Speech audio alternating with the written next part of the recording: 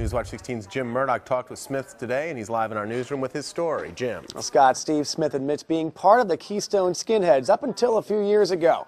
He also spent 2 months in jail in 2003 after pleading guilty to an ethnic intimidation charge. The arrest of these 3 men after an attack on a young black man in Scranton in March has raised some serious questions about racial problems in our area. Now Smith is on the Luzerne County Republican Committee, and he denies being a racist and denies being a bigot. Do you think you're a racist? No, not at all. Do other people think you're a racist? Apparently so. But doesn't the name skinhead, I mean, that carries a connotation with it, Steve? Well, I mean, let's be honest, it does. Yeah, I agree with you, it does, and we're trying to, break that stereotype, the word skinhead. I know it's got a knee-jerk reaction, just the word skinhead. We're maybe banning about maybe changing the name, but, we came this far, and we're just trying to get our image and upgrade. So you wouldn't consider changing the name? It wouldn't be the Keystone State Community Group? As I said, that is a good point, and, something I could probably consider.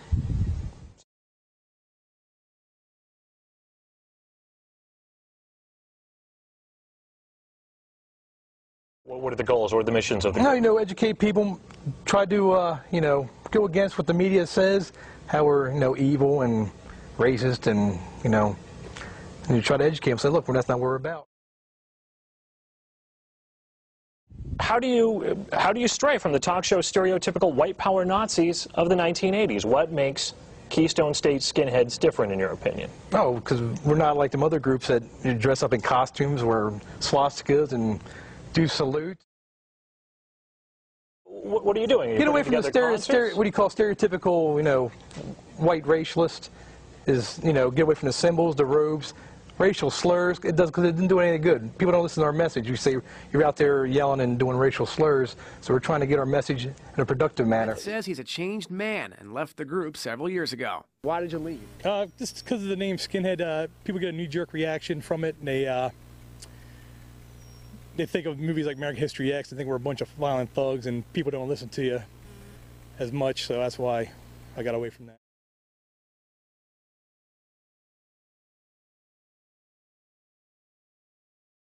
Pro-white groups, we should be able to freedom of association, printed in the Constitution. We should allow, socialize with who we want to socialize with. Well, that's certain, and everyone has the right to do so. But you say you're not a hate group. The group by itself seems a little exclusive in that regard. Yeah. All right. All right. All right. Yeah. Well. Yeah.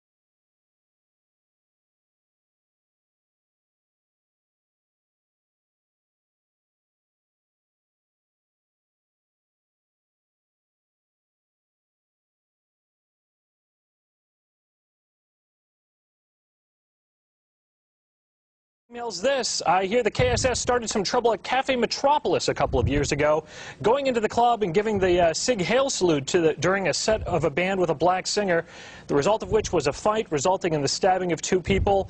Does the guest have any comments on that? No, that wasn't, the KSS wasn't involved with that. KSS wasn't involved with that. The thing what happens with all these crimes, everybody thinks the skinheads in Pennsylvania, they just automatically think Keystone State Skinheads because we're the biggest group in Pennsylvania. So if anybody else is dressed like a skinhead and they get into trouble, they automatically link to the KSS.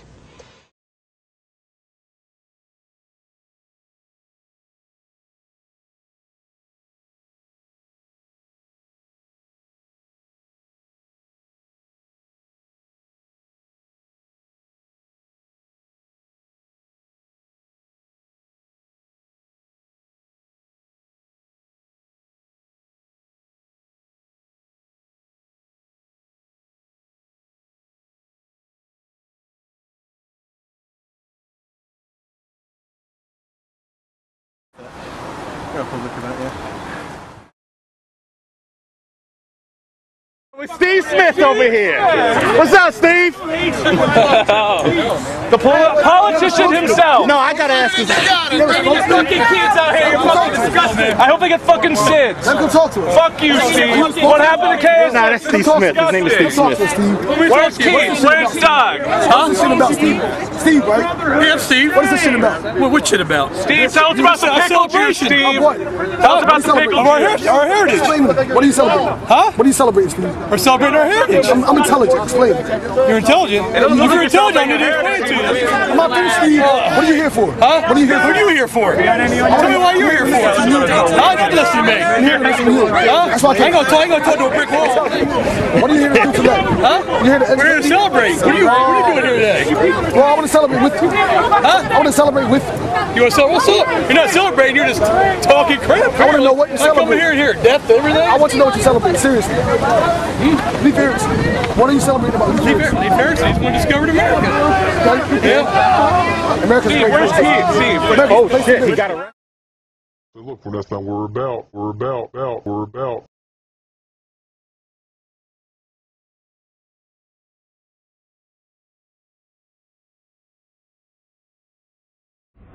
In Pennsylvania, the KSS, or Keystone State Skinheads, is one of the most cohesive and best organized racist skinhead groups in the U.S.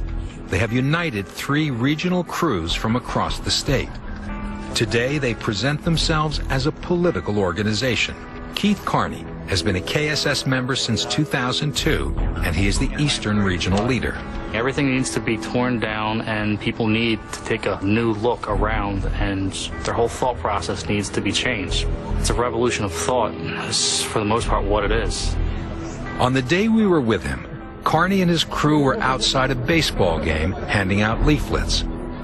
The flyers outline the group's view that Mexican immigration is threatening American jobs. The anti-immigration argument is one of Carney's most effective tools for reaching the mainstream. They are particularly concerned about immigration. They fear the dilution of America by all these non-white immigrants. And let's be clear, it's not all immigrants, it's non-white immigrants, and that's what makes it racist. Carney has been a part of the white supremacy movement since he was a teen. In 2003, he was sentenced to 3 years in prison for attacking a black man in Scranton. I came out a lot more focused. I've given up alcohol. I've given up all sorts of, any vices that would have held me back. But I came out far more radical than I did when I went in.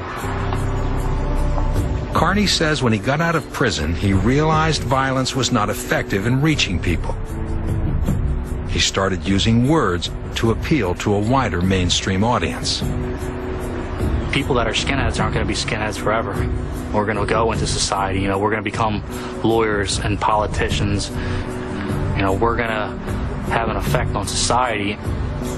He does that by taking their message of racial separation to the street. The original skinheads were pretty much just hooligans. They never really did anything very productive with it. We're trying to take people and channel their frustration and guide them in a more productive, direction. Carney professes he has turned his back on the violence that has defined the movement. Today, he claims he's waging a war of words. He admits finding an audience is an uphill fight.